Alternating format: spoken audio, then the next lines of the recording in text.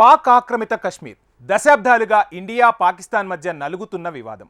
ఈ వివాదానికి full stop పడాలంటే రెండు దేశాల మధ్య చర్చలైనా జరగాలి, లేదంటే యుద్ధమైనా జరగాలి. కానీ అవేవీ జరగకుండానే పీఓకే భారత్లో విలీనమైతే పాక్ ఆక్రమిత కశ్మీర్ ప్రజలే తమ భూభాగాన్ని భారత్లో విలీనం చేయాలని డిమాండ్ చేస్తే పీఓకే విషయంలో భారత మార్క్ యాక్షన్ అలాగే కనిపిస్తుంది.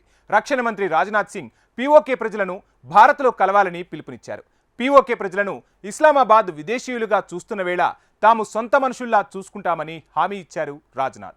దీంతో భారత్ పాకిస్తాన్ మధ్య పీఓకే అంశం మరోసారి ఇప్పుడు మోస్ట్ బర్నింగ్ ఇష్యూగా మారిపోయింది. ఇంతకు పీఓకే వివాదంలో రాజ్నాథ్ సింగ్ వ్యాఖ్యల మర్మమేంటి? పాక్ ఆక్రమిత కశ్మీర్ ప్రజలను ఇండియాలో కలవాలని ఎందుకు కోరారు? Watch the story. పీఓకే ఇండియాలో విలీనమయ్యే టైం వచ్చిందా? రక్షణ మంత్రి రాజ్నాథ్ పిలుపు వెనుక వ్యూహం ఏంటి?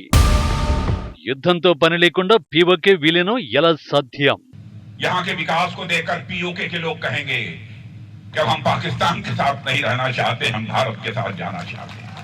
और मैं आपको यह जानकारी देना चाहता हूं, अभी हाल में ही एक हलफनामा कोर्ट में देते हुए वहां के एडिशनल सॉलिसिटर जनरल ने यह कहा कि पीओके ये फॉरेन लैंड है।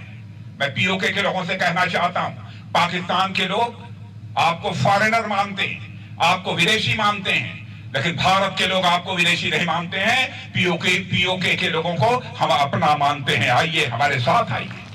కశ్మీర్ సాక్షిగా పాక్ ఆక్రమిత కశ్మీర్ గురించి రక్షణ మంత్రి రాజ్నాథ్ సింగ్ సంచలన వ్యాఖ్యలు ఇవి. జమ్మూ కశ్మీర్ లో అధికారం కట్టబెడితే తాము చేసే అభివృద్ధి భారత్కు వెళ్తామని పీఓకే ప్రజలు చెప్పే రేంజ్ లో ఉంటుందన్నారు. అంతేకాదు పాక్ ఆక్రమిత కశ్మీర్ ప్రజల్ని భారత్ లో విలీనానికి పిలుపునిచ్చారు. పీఓకే ప్రజలకు నేను చెప్పేదొకటి, పాకిస్తాన్ మిమ్మల్ని విదేశీయుల్లా భావిస్తోంది. పాకిస్తాన్ ప్రభుత్వం స్వయంగా ఈ విషయం ఒప్పుకుంది కూడా.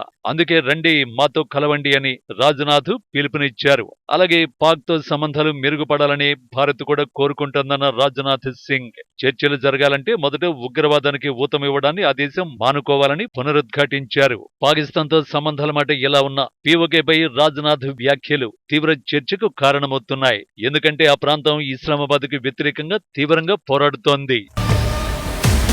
పీఓకే ప్రజల్ని పాక్ ప్రభుత్వం విదేశీయులా చూస్తోందన్న రాజ్నాథ్ సింగ్ వ్యాఖ్యల వెనుక పెద్ద కథే ఉంది. సరిగ్గా 3 నెలల క్రితం ఇస్లామాబాద్ హైకోర్టులో పీఓకేకి చెందిన journalist Ahmad Farhad Shah kidnap case విచారణ జరిగింది. ఆ కేసుకు సంబంధించి పాకిస్తాన్ ప్రభుత్వం కోర్టుకు సమర్పించిన అఫిడవిట్ లో పాక్ ఆక్రమిత కశ్మీర్ విదేశీ భూభాగమేనని పేర్కొంది. వాస్తవానికి పాకిస్తాన్ రాజ్యాంగం ప్రకారం పీఓకే పాకిస్తాన్ లో భాగంగా ఉంది. అధికారికంగా పీఓకేకు ఓ అధ్యక్షుడు, ప్రధాని ఉన్నారు. సుప్రీంకోర్టు, హైకోర్టు కూడా ఉన్నాయి. కానీ ఇదంతా చెప్పుకోవడానికే. ఎందుకంటే పీఓకే సర్కార్ పాక్ ఆర్మీ కంట్రోల్లోనే ఉంటుంది. అక్కడి ప్రజలు ఎన్నుకునే లీడర్లు కూడా పాక్ పట్ల విధేయులుగా ఉంటామని ప్రమాణ స్వీకారం చేస్తారు. అందుకే పీఓకేపై పరోక్షంగా పాకిస్తాన్దే పెత్తనమంతా. ఈ క్రమంలోనే ఇస్లామాబాద్ హైకోర్టుకు పాక్ ఆక్రమిత కశ్మీర్ విదేశీ భూభాగమని చెప్పారు పాక్ ఫెడరల్ ప్రాసిక్యూటర్ జనరల్. అయితే ఫెడరల్ ప్రాసిక్యూటర్ జనరల్ వాదన ఇస్లామాబాద్ హైకోర్టు కూడా షాక్ ఇచ్చింది. దీంతో ఆయనపై కొన్ని ప్రశ్నలు సంధించింది. ఆజాద్ కశ్మీర్ పాక్ లో అంతర్భాగం కాకపోతే ఆ ప్రాంతం విదేశీ భూభాగమైతే పాకిస్తాన్ సైన్యం, రేంజర్లు పీఓకే భూభాగంలోకి ఎలా ప్రవేశించారని ప్రశ్నించింది.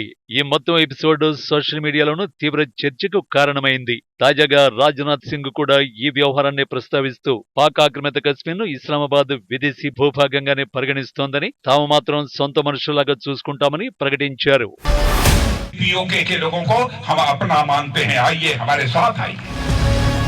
వాస్తవానికి కశ్మీర్ ఒకప్పుడు స్వతంత్ర సంస్థానం. 1947లో బ్రిటిష్ పాలన ముగిశాక సంస్థానాలపై సర్వాధికారాలు వాటి ప్రభువుల చేతికి వచ్చాయి. భారత్ పాకిస్తాన్ విభజన జరిగిన తర్వాత పూర్వపు సంస్థానాల్లో ఏది ఎటు చేరాలన్న ప్రశ్న వచ్చింది. తమ సంస్థానం భారత్, పాక్ రెండింటిలో ఏ దేశంలో కలిసేది నిర్ణయించే అధికారం ఇండియన్ ఇండిపెండెన్స్ యాక్ట్ సంస్థానాధీశులకు ఇచ్చింది.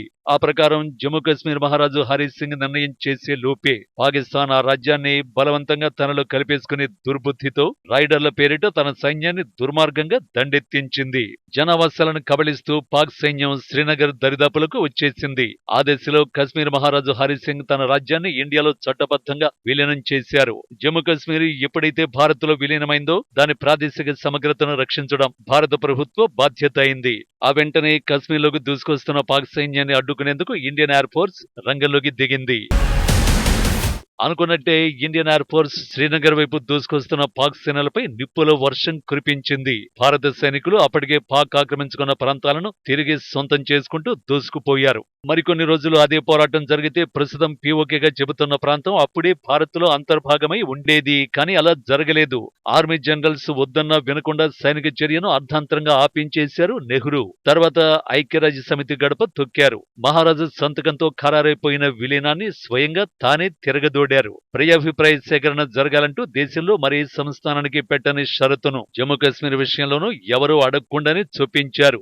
ఆక్రమించిన ప్రాంతాల నుంచి పాకిస్తాన్ వైదొలిగాక ప్లెబిసైడ్ జరిపించడానికి ఐక్యరాజ్య సమితి ఓకే చెప్పింది. అయితే ఆ ప్రకారం వైదొలగడానికి పాకిస్తాన్ నిరాకరించింది. దాంతో ఐక్యరాజ్య సమితి తీర్మానం, దానిలోని ప్లెబిసైడ్ ప్రతిపాదన అటకెక్కే.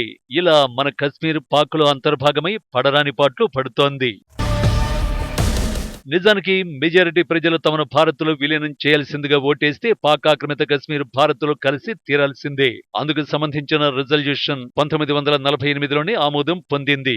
1948లో నెహ్రూ కశ్మీర్ సమస్యను ఐక్యరాజ్య సమితికి నివేదించడం వల్ల యుఎన్ ఈ రిజల్యూషన్ ను ఆమోదించింది. పీఓకేలో రెఫరెండం నిర్వహించి ఓటింగ్ ఆధారంగా పీఓకే ప్రజలు ఎటువైపు ఉండాలో నిర్ణయించుకుంటారని, దాని ప్రకారమే పీఓకే భవిష్యత్తు నిర్ణయం జరుగుతుందనేది ఆ తీర్మానం సారాంశం. పీఓకేలో ప్రజాభిప్రాయ సేకరణ అయిపోయిన తర్వాత భారత్ అధీనంలో ఉన్న కశ్మీర్ ప్రాంతంలో రెఫరెండం నిర్వహించాలని పేర్కొంది ఐక్యరాజ్య సమితి.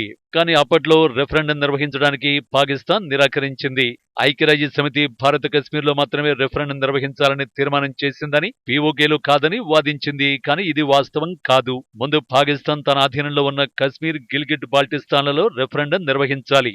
అది కూడా ఐక్యరాజ్య సమితి పరిశీలక బృందం పర్యవేక్షణలోనే జరగాలి. కానీ ఇప్పటి వరకు అది జరగలేదు. ఎందుకంటే రెఫరెండం నిర్వహిస్తే జరిగేదంటూ ఇస్లామాబాద్ కు తెలుసు కాబట్టి. ఇటీవల ఇస్లామాబాద్ హైకోర్టులో ఫెడరల్ ప్రాసిక్యూటర్ జనరల్ పాక్ ఆక్రమిత కశ్మీర్ను విదేశీ భూభాగంగా చెప్పడం, అదే నిజమైతే అక్కడ పాక్ సైనికులు ఎందుకున్నారని ఇస్లామాబాద్ హైకోర్టు ప్రశ్నించడం వంటి పరిణామాలు ఓ రకంగా భారత్ కు కలిసొచ్చే అంశం.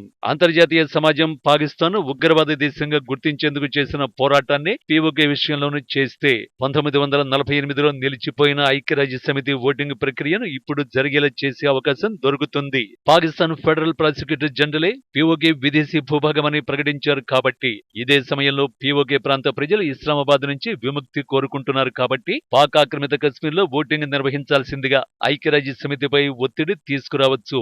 తాజాగా రక్షణ మంత్రి రాజ్నాథ్ సింగ్ సైతం ఆ ఉద్దేశంతోనే పీఓకేపై వ్యాఖ్యలు చేసినట్టు కనిపిస్తోంది. ఏది ఏమైనా పాక్ ఆక్రమిత కశ్మీర్ ప్రజలు తమ ప్రాంతాన్ని భారత్లో విలీనం చేయాల్సిందిగా ఎప్పటినుంచో పోరాడుతున్నారు. ఇలాంటి సమయంలో రాజ్నాథ్ సింగ్ వ్యాఖ్యలు వారి పోరాటానికి మరింత బలాన్ని చేకూర్చే అవకాశం కనిపిస్తోంది.